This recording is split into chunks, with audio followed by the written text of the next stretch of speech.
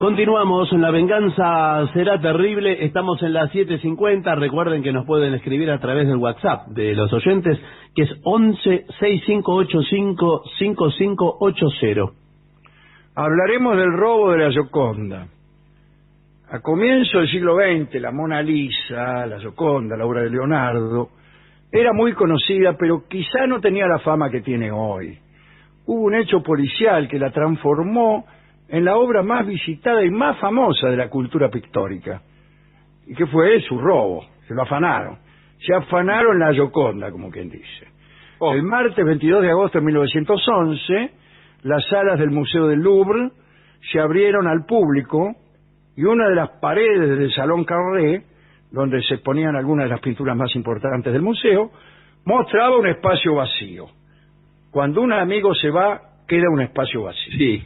La Gioconda no estaba. Se afanaron la Gioconda. Bueno, se afanaron la Gioconda, dijeron. Horas antes los vigilantes ya habían detectado el hueco, pero no se alarmaron, pensando que la obra podría haber sido trasladada al recién estrenado estudio fotográfico del museo, algo que se solía hacer sin avisar.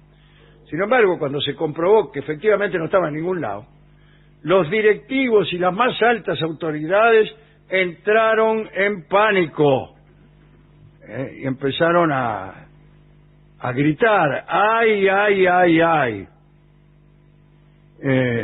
La noticia del robo del cuadro ocupó las portadas de diarios de todo el mundo, menos posiblemente de la Argentina. El Louvre permaneció cerrado una semana para investigar el robo. Las crónicas periodísticas decían, paso a leer algunas crónicas periodísticas que tengo aquí, un minuto para... Sí. Aquí está. Sí, amigos, tenemos las crónicas periodísticas, se viene el periodismo. Vamos, estamos con toda la información. Discúlpeme, pero el maestro interpretó que yo le estaba dando orden de tocar. Aquí leo, a ver. Hasta ahora han resultado infructuosas las pesquisas de la policía. El marco ha sido hallado en una escalera interior del edificio. Mirá, le dejaron el marco. Quiere decir que algo de decencia tenían los ladrones. Sí. No se explica que el ladrón haya podido salir con un lienzo de 80 centímetros de anchura, 70 de longitud, sin llamar la atención de los vigilantes. Lo enrolló. Y se lo metió en el bolsillo. Cuando 80 centímetros lo doblás, ya son 40. 70 lo doblás, ya son 35. Sí, claro. No, pero te lo pones abajo del piloto y salís tranquilamente. Es un cilindro. En las declaraciones prestadas por un pintor y varios albañiles que trabajaban en salas inmediatas, quedó afirmado que el día 21 el cuadro estaba en su sitio a las 7 de la mañana, pero a las 8:30 ya había desaparecido. Le hago una conjetura detectivesca. Sí. Se lo afanaron entre las 7 de la mañana y las 8:30. Y sí, señor, claro, Sí, sí, son los datos que dieron recién. No, dijeron que a las 7 estaba. Sí. Y 8:30 no estaba. ¿Qué quiere decir? Se lo afanaron entre las 7 y las 8:30. Pero sí, señor, claro. ¿Cómo? No me diga que no lo impresionó este dato. No, es lo más lógico. Otra crónica. La policía sospecha que los ladrones entraron el domingo por la tarde en el museo, que se ocultaron en los baños, en el excusado, y que disfrazados de albañiles salieron el lunes cometida ya la fechoría. Esto no me lo creo. Estuvieron toda la noche en el baño, entonces. Y sí. ¿Por qué? Pero Para no había disimular. no había un guardia ahí nocturno que caminaba o algo. Pero no los vio. Se metieron adentro. No va a andar en todos los retretes el serenata. Claro. Bueno, a la semana el Louvre reabrió. Fue el martes 29 de agosto de 1911. Se batió el récord de visitantes porque se formaron interminables colas de personas que esperaban para ver cómo no estaba la Gioconda. Claro, la gente quería ver más Quería ver el agujero más que el cuadro. Por favor, qué morbo, qué morbo. Sí, los amantes del arte iban para ver otras obras con melancolía, porque si había sido tan fácil el robo de la Gioconda, seguro que pronto se robarían otras piezas que saldrían de la vista del público para siempre.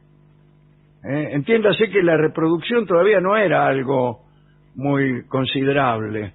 No te comprabas una buena foto color de la Mona Lisa por unos pesos ahí en la esquina justamente del Louvre, como ahora. Bueno, las primeras hipótesis apuntaban a que el robo tal vez fue una llamada de atención por la falta de medidas de seguridad del Louvre. Otros decían que quizá el ladrón se pondría en contacto con el museo para pedir un rescate por la obra. Sí. Incluso llegó a pensarse que el cuadro podría haber sido robado por alguien obsesionado con la mujer representada en el retrato. Bueno, como quiera que fuera, las semanas iban pasando y no había noticias de la Gioconda. En determinado momento las autoridades se pusieron a investigar a varios individuos que habían estado relacionados con otro robo en el museo 4 años antes. Y los tipos en cuestión eran el poeta Guillaume Apollinaire y el pintor Pablo Picasso. ¿Sí? Sí, el pintor Pablo Picasso, sí señor. Upa. La policía empezó a investigarlos a los dos. La razón era la siguiente. En 1907, el belga Joseph Géry Pierret, amigo de Apollinaire, que también era muy aficionado a la pintura, afanó, dos antiguas estatuitas que terminaron en la casa de Picasso por un precio ridículo. Cuando supieron que los buscaban, Apollinaire y Picasso, quisieron descartar, estoy hablando de las estatuillas, Sí, sí. quisieron deshacerse de las estatuas. Picasso propuso tirarlas al río, pero al final no se atrevieron. Al final, Apollinaire, digo repitiendo al final 2 veces, Sí. intentó venderla de forma anónima, pero le salió mal y los agarraron. La pasaron mal, pero al final la cosa no pasó a mayores. Pero sí le quedaron esos Los antecedentes. Claro, Así claro. que la cana fue a ver. Dijo, estos muchachos deben estar metidos. Al fin se llegó a la conclusión de que eran una banda internacional de ladrones y traficantes de arte. Picasso, Apollinaire y Pierret, el belga. Apollinaire tenía un pasaporte ruso, aunque había nacido en Italia, y para conseguir la nacionalidad francesa tuvo que participar en la Primera Guerra Mundial como voluntario, mirá vos. La policía consideraba también que había otro móvil para robar la Gioconda. Apollinaire y Picasso habían sido partidarios de las propuestas del futurista Marinetti con respecto a la quema de los museos y de sus obras para dejar paso al arte nuevo. Así que en septiembre de 1911, un mes después de la desaparición de la Gioconda, Apollinaire fue detenido. Lo interrogaron y al final lo metieron en cana, en la prisión de la Seine, en París, durante 2 días. Pasado ese tiempo, Picasso fue también encanado e interrogado. Se le sometió a un careo con Apollinaire. Cuando Picasso vio a Apollinaire, que llevaba 2 días preso, se asustó. Pensó que aquel episodio podía acabar con su carrera de artista y negó conocerlo. Dijo que no lo conocía, Apollinaire. Al final la cana les dio la viada a ambos.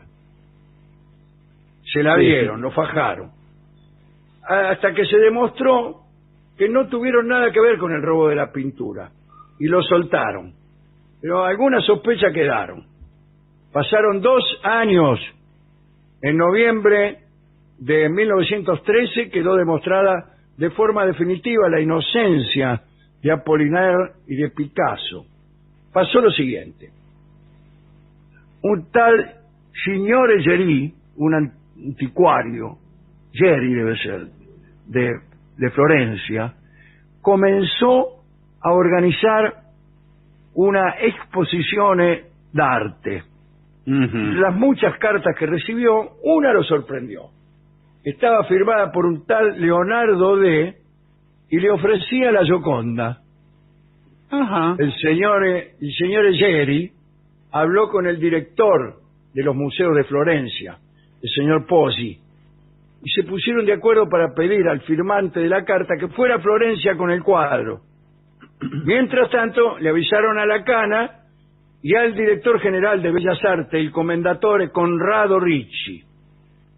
El misterioso tipo que dijo tener el cuadro contestó que iría hasta Florencia y pidió por la pintura $500,000 de liras. Sí. Precio que el anticuario aceptó. Y así, el 13 de diciembre de 1913, se juntaron. El señor Geri se presentó acompañado del director de los museos de Florencia. El vendedor no pareció molestarse. Estaba ansioso y dice la crónica: llegado el momento, acudieron al hotel y el ladrón sacó el cuadro de una caja de doble fondo y lo mostró. Y efectivamente era una Gioconda. Sí. Pero como en el cuarto del hotel no había suficiente luz, se acordó que fuera trasladado a la galería de uno de los museos principales de Florencia. Algunos arañazos en la pintura descritos en el catálogo del Louvre, preexistentes, ¿no? Arañazos preexistentes, permitieron comprobar la autenticidad del cuadro. Inmediatamente, la policía se metió en el hotel y ahí encontraron al misterioso Leonardo y lo metieron en cara. Sorprendido, el vendedor no opuso ninguna resistencia.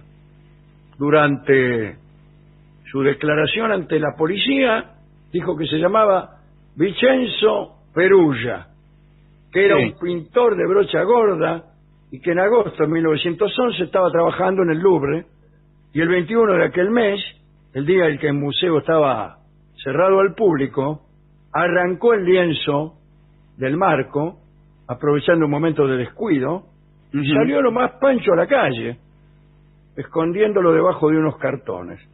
Y tuvo la Gioconda en su casa 2 años. Sobre el motivo del robo, el ladrón dio un discurso nacionalista. Dijo que habiendo notado mientras estaba trabajando la gran cantidad de cuadros italianos que había traído Napoleón para enriquecer los museos franceses, pensó en apoderarse de alguno que volviera a Italia y eligió la Gioconda por tratarse de una obra muy renombrada, ¿no? Los tribunales de justicia escucharon conmovidos los argumentos del trabajador y condenaron a Perugia a unos pocos meses de prisión. A los 7 meses salió. Recuperada la Gioconda, fue expuesta en Florencia, en la galería degli Uffizi, durante 5 días. Se juntó una manifestación para verla. Lo mismo ocurrió en Roma cuando fue exhibida en la Galería Borghese. Por último, la obra pasó un par de días en la Galería Brera de Milán, desde donde regresó a París. El 4 de enero de 1914, el cuadro volvió al Louvre, donde se convirtió en el cuadro más importante hasta hoy. Anexo. Sí. En 1932, el Karl Decker publicó una información según la cual el autor intelectual del robo había sido un enigmático argentino llamado Eduardo Valfierno. En 1914, cuando Decker trabajaba como reportero en Casablanca para el New York Journal, el propio Valfierno le contó la verdadera historia que había tras el robo de la Mona Lisa. Su objetivo era enchufarle a coleccionistas ricos y en el mayor secreto 6 copias falsas, haciéndolas pasar cada una por la verdadera. Pero ¿qué había que hacer para que los coleccionistas creyeran que tenía la verdadera? Respuesta: robar el original y esconderlo. Claro. Y eso es lo que parece que hizo con Vincenzo Perugia.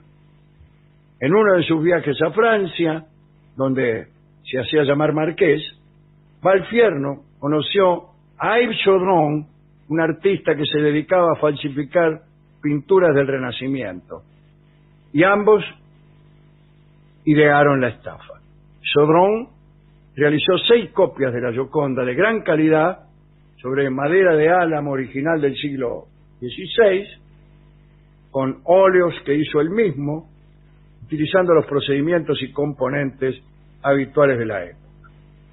Con la noticia de que había desaparecido la Gioconda, le fue fácil a Valfierno vender las 6 copias a distintos coleccionistas inescrupulosos que le pagaron fortunas pensando que adquirían la famosa obra de arte. Perugia conservó el cuadro por 2 años, esperando en vano que se conectaran con él, pero Valfierno ya no lo necesitaba. Había conseguido el dinero planeado. Por otro lado, el original era intensamente buscado por la policía, por lo cual era muy peligroso de poseer. Y fue entonces que Perugia contrató o conectó al coleccionista fiorentino, tal como lo hemos contado, ¿no? Así Tras que había aquella estafa, Valfierno y este muchacho Chaudron viajaron a Los Ángeles en 1931, sabiendo que le quedaba poco tiempo de vida.